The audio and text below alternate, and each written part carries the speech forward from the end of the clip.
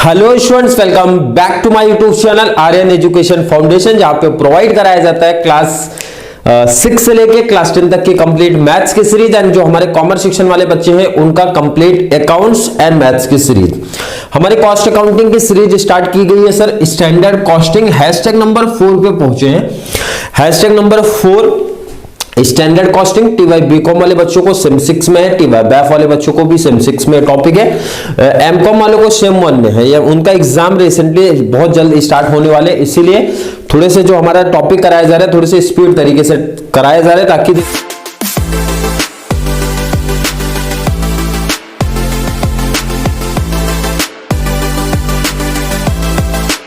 देखो इसका बेनिफिट्स आप लोग को बीकॉम एंड बैफ वाले सब बच्चों को मिलने वाले। क्या बेनिफिट्स है? आपका एग्जाम मार्च एंड या फिर अप्रैल में जाएगा तो आपके पास इनफ टाइम है अच्छे तरीके से हर एक कॉन्सेप्ट प्रैक्टिस करने का। अगर मैं बैफ की बात करूं 3 टॉपिक आपके सिर्फ इसी मंथ में हो जाएंगे तो आपके पास तो बहुत कंप्लीट टाइम है। और वैसे भी 4 टॉपिक आपको है, एक टॉपिक कोई भी आप ऑप्शन में रख सकते हो। तो मतलब 3 टॉपिक प्रैक्टिस किया, 45 आउट ऑफ 45 प्रैक्टिकल में आने का चांसेस है। और स्टैंडर्ड कॉस्टिंग जैसे मैंने मार्जिनल कॉस्टिंग में किया था, डायरेक्टली एमकॉम लेवल का सम लिया था, तो काफी बच्चे ऐसे हैं जिनको कॉन्सेप्ट उतने अच्छे से नहीं समझ में आए। इसीलिए स्टैंडर्ड कॉस्टिंग में हम लोग स्टेप बाय स्टेप जा रहे हैं, मतलब हर एक सम हर एक छोटे लेवल से स्टार्ट कर रहे हैं। क्लियर है? बट ऐसा नहीं है कि इस टाइप के क्वेश्चंस बनते नहीं है, बनते बट एक्स्ट्रा चीज मैं क्या बोलता हूं, देखो बीकॉम का तो यही लेवल बनेगा, बैफ एमकॉम को क्या ऐड करेंगे, यही सेम क्वेश्चन में इल्ड एंड मिक्स ऐड कर देते हैं, बस और कोई चेंज नहीं होता है। अब ये क्योंकि कुछ बच्चों के माइंड में होगा बैफ वालों को सर इतना इजी इतना छोटा सम कैसे आएगा। मैंने आपसे क्या बताया, पहले आप 3 पे फोकस रखो भाई, कॉस्ट पे, प्राइस पे, क्वांटिटी पे फोकस रखो, बाकी इल्ड एंड मिक्स कैसे करेंगे आप कॉन्सेप्ट समझ लो। 2 स्टेप 2 फॉर्मूले सिर्फ ऐड हो जाएंगे, बाकी का कॉन्सेप्ट तो हमारा सेम चलने वाला है। तो आपका फोकस होना चाहिए पहले ये 3 टॉपिक पे। क्लियर है सर? क्वेश्चन स्क्रीन पे ऐड कर देता हूं, ध्यान से देख लो। टेबल तो आई होप आप सबको समझ गया कि स्टैंडर्ड का बनाना है, एक्चुअल का बनाना है, quantity rate amount, quantity rate amount, ये तो हमारा कॉमन है। Calculate the following material cost, same आपका तीनों बोला है तो तीनों मैंने यहां पे पहले से लिख दिया है। स्टैंडर्ड फॉर 25 यूनिट्स, ये बहुत इंपॉर्टेंट है, आप देखा करो कि स्टैंडर्ड कितने यूनिट्स का दिया है। तो सर क्लियर मेंशन किया गया, जो स्टैंडर्ड में सोच के रखा हूं ना, ये कितने यूनिट का है सर, 25 यूनिट्स का है। क्लियर है सर? बट एक्चुअल में आगे पहले डिटेल पढ़ लूं मैं, आगे का डिटेल्स। और मटेरियल कितना लगने वाला है सर, 50 केजी लगने वाला है, मींस क्वांटिटी मेरा सर 50 केजी है, इसमें कोई दिक्कत नहीं किसी बच्चे को। और रेट की बात करूंगा आगे, 50 केजी एट द रेट 25 पर केजी, 25 पर केजी मींस 25 रेट है हमारा। क्लियर है? कोई दिक्कत नहीं। आगे का डिटेल सर पढ़ता हूं। एक्चुअल प्रोडक्शन 20,000 यूनिट्स का, एक्चुअल कितने का हो रहा है, 20,000 यूनिट्स। Clear sir? बिल्कुल क्लियर होना चाहिए। चलिए क्वांटिटी की जब मैं बात करूंगा इसमें आपका 42,000 केजी, 42,000। और रेट की है जब मैं बात करूंगा सर, रेट क्या, 24.50, 24.50। यहां तक किसी बच्चे को कोई डाउट कोई कंफ्यूजन नहीं होनी चाहिए। कैल्सी उठा लो, कैल्सी का यूज लगने वाला है इस टॉपिक में। अब देखो सिंपल सा, जिस बच्चों को हैशटैग नंबर 3 नहीं समझा था, 4 यहां पे समझो क्या चीज बोल रहा हूं।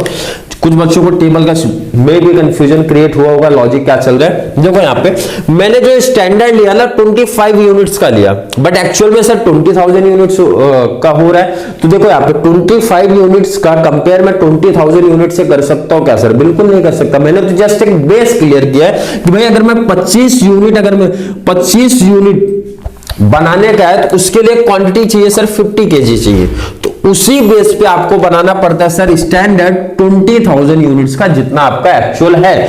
कैसे बनेगा, पहले तो आप टेबल रेडी कर लो सर। क्या टेबल आएगा आपका स्टैंडर्ड, ध्यान से देखना, सुनना, समझना। क्या टेबल आएगा सर आपका स्टैंडर्ड,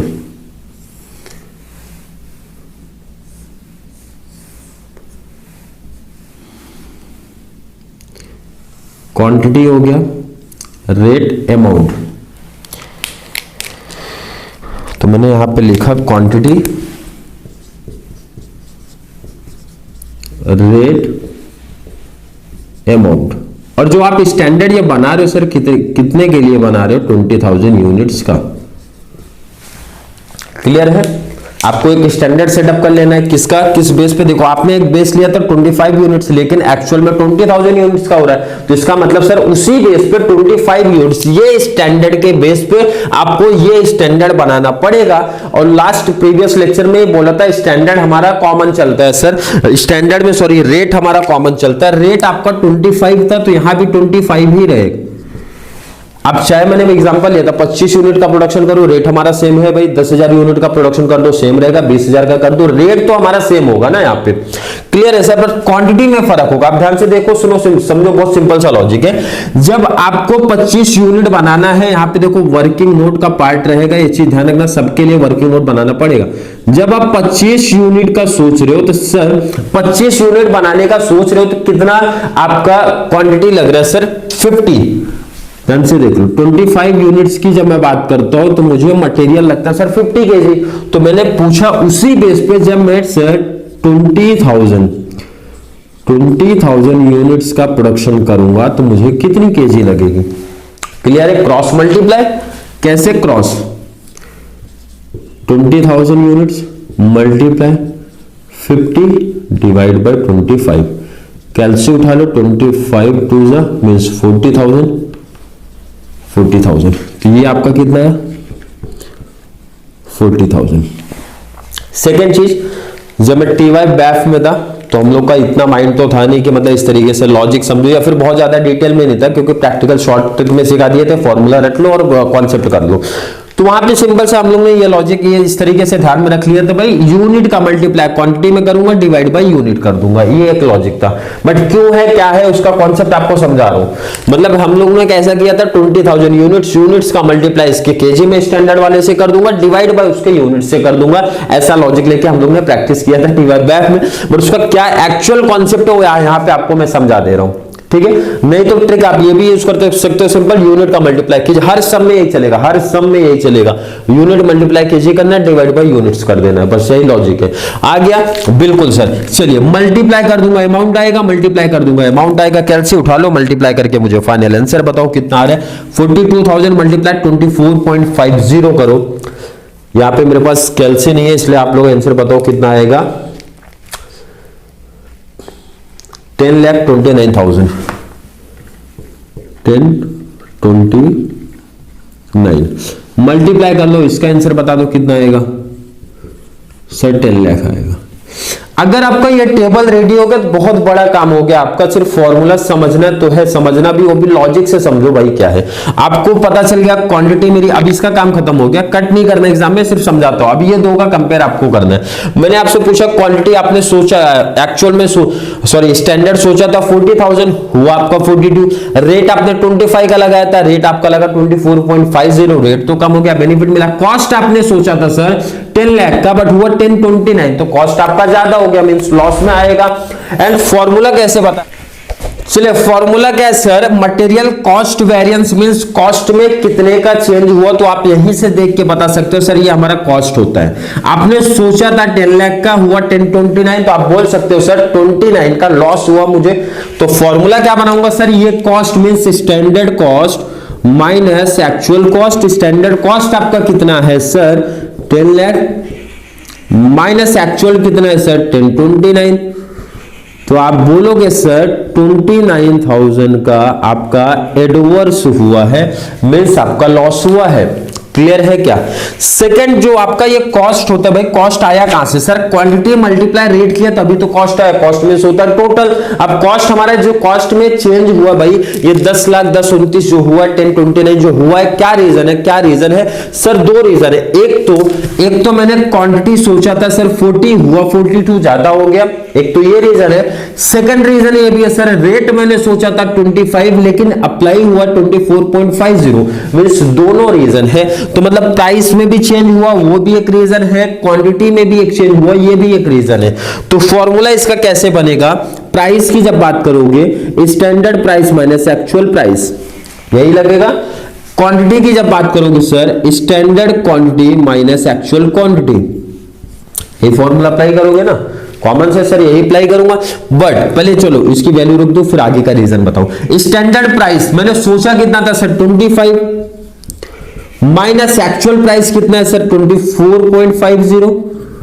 क्लियर है, मींस माइनस करूंगा सर 0.50, ये तो पर यूनिट पे हुआ ना आपका बेनिफिट, ये तो पर यूनिट पे, लेकिन एक्चुअल मैंने यूज कितना किया है सर, मल्टीप्लाई, इसका मतलब सर मल्टीप्लाई एक्चुअल क्वांटिटी भी आएगा, एक्चुअल क्वांटिटी। इसका रीजन क्या है, मैंने क्या बताया ध्यान से सुनो, फिर से क्या बोल रहा हूं, 25 का सोचा था, लगा 24.50, तो मतलब 0.50 पर यूनिट पे मुझे बेनिफिट मिल रहा है, पर यूनिट पे, लेकिन मैंने एक्चुअल में बनाए कितने यूनिट, पूरा टोटल बेनिफिट मिलेगा ना उतने पे।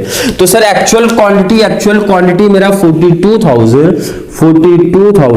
मल्टीप्लाई 42,000 आप करोगे, कैलसी उठा लो भाई, कैलसी यहाँ पे है नहीं, कैलसी उठाओ, आप बताओ कितना आया सर, 21,000 आपका आ रहा है प्लस में, प्लस मतलब आपके फेवर में है, फेवरेबल आ जाएगा। क्लियर है सर, बिल्कुल क्लियर होना चाहिए हर एक बच्चे का। यहां पे बात करूंगा क्वांटिटी में, क्या बोल रहा है सर, स्टैंडर्ड क्वांटिटी आपकी कितनी है sir, standard quantity sir 40,000 minus actual quantity कितना है सर, एक्चुअल आपका 42। यहां पे तो ये देख के लग रहा है सर लॉस, क्योंकि मैंने सोचा था 40,000 यूनिट्स और लगा मेरा 42,000 यूनिट्स, इट मींस 2,000 यूनिट ज्यादा लगा है।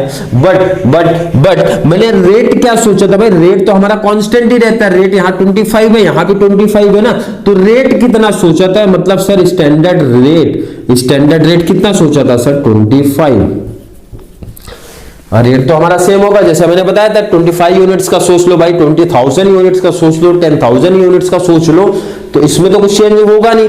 मतलब मैंने 40,000 क्वांटिटी सोचा था, लगा 42, मतलब 2,000 क्वांटिटी हमारी ज्यादा लगी है। बट कौन से रेट पे, तो सर रेट तो मैंने सोचा था 25 का रेट, तो 25 का रेट लगेगा।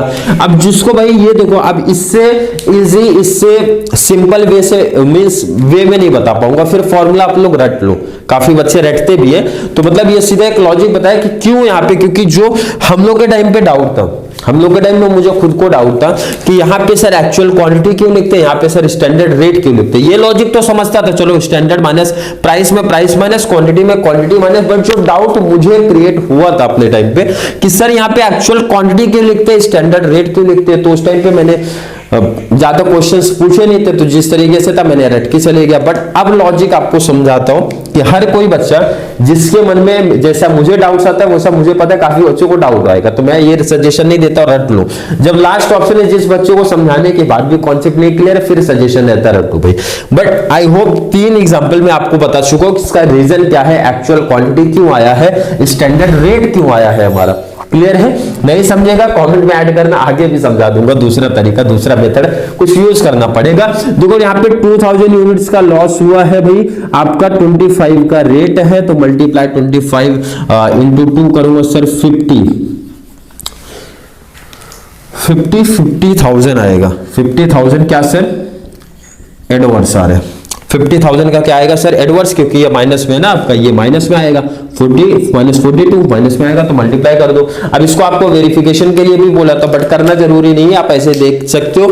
मैंने बोला ये जो रहता है कॉस्ट के ही दोनों अंदर ये पार्ट आते हैं, जब आप डायग्राम शॉर्ट नोट्स वाला जब चलेगा तो वहां बताएंगे, और यही पे आप समझ लो कॉस्ट के अंदर, क्योंकि टोटल कॉस्ट कहां से आता है सर, प्राइस से एंड क्वांटिटी से, तो इसका दोनों का प्लस करोगे ना तो ये आ जाएगा आपका कॉस्ट। तो 50,000 एडवर्स है, 21 फेवरेबल है, मतलब 50 में से 21 घटा दो तो माइनस कर दो, कितना है सर 29। वो भी किस में आएगा सर एडवर्स में आएगा, क्योंकि एडवर्स हमारा ज्यादा है, फेवरेबल हमारा कम है, माइनस प्लस का रूल चलता है, एडवर्स आता है तो सर एडवर्स में आएगा, इट मींस हमारा आंसर राइट है। इस तरीके से आप लोग एग्जाम में भी चेक कर सकते हो अपने आंसर। क्लियर है, आई होप हर एक बच्चे को क्वेश्चन नंबर थर्ड समझ में आया होगा ना, #4 भी समझ में आया होगा। चलिए नेक्स्ट, वीडियो थोड़ी सी भी हेल्पफुल लग रही है तो वीडियो को लाइक करना, अच्छे कमेंट ऐड करो, जितना ज्यादा पॉसिबल हो सके चैनल का लिंक शेयर करते रहो। TY. BAF, BCom, MCom means commerce section का सबका शेयर करो, क्योंकि हर बच्चों का एफ.वाई, एस.वाई, टी.वाई जो भी कॉमर्स के बच्चे सबका अकाउंट्स मैथ्स इसी चैनल पे प्रोवाइड कराया जाएगा, कंप्लीट इसी तरीके से जैसे आप लोग को प्रोवाइड कराया जा रहा है। चलिए मिलेंगे नेक्स्ट क्लास में, तब तक के लिए थैंक यू सो मच।